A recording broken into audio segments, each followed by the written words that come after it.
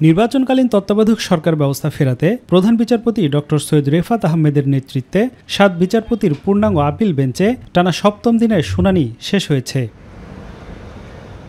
পরে জ্যেষ্ঠ আইনজীবী ব্যারিস্টার রুহুল কুদ্দুস কাজল বলেন, দলীয় সরকারের অধীনে নির্বাচন সুষ্ঠু হয়নি। তত্ত্বাবধায়ক সরকার ব্যবস্থা বাতিলের রায় ছিল গণতান্ত্রিক আকাঙ্ক্ষার বিরুদ্ধে। এই রায়ের মাধ্যমে বিচারপতি ABM খায়রুল হক আমাদের বিচার প্রক্রিয়া বিচারাঙ্গনের প্রতি প্রতারণা করেননি, পুরা জাতির পরে প্রতারণা। কারণ উনি জাতির পরে বলেছেন যে তত্ত্বাবধায়ক সরকার ব্যবস্থা জাতির উপর চাপিয়ে দেওয়া হয়েছে। নির্দলীয় তত্ত্বাবধায়ক সরকার ব্যবস্থা চালু হওয়ার পরে 1996 সালে এবং 2001 সালের নির্বাচনে মানুষ ভোট দিতে পেরেছে।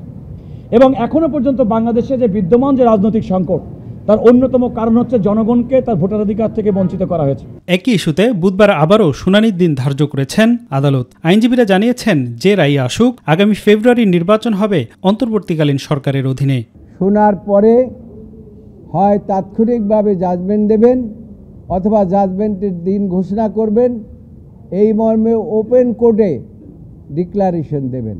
এদিকে জুলাই গণঅভ্যুত্থানে শিক্ষার্থী আবু সাইদ হত্যার ঘটনায় মানবতা বিরোধী অপরাধের মামলায় সাক্ষী না আসায় সাক্ষ্য গ্রহণ পিছিয়ে আগামী 10 নভেম্বর দিন ধার্য করেছেন আন্তর্জাতিক অপরাধ ট্রাইব্যুনাল। আফজাল হোসেন, মাই টিভি, ঢাকা।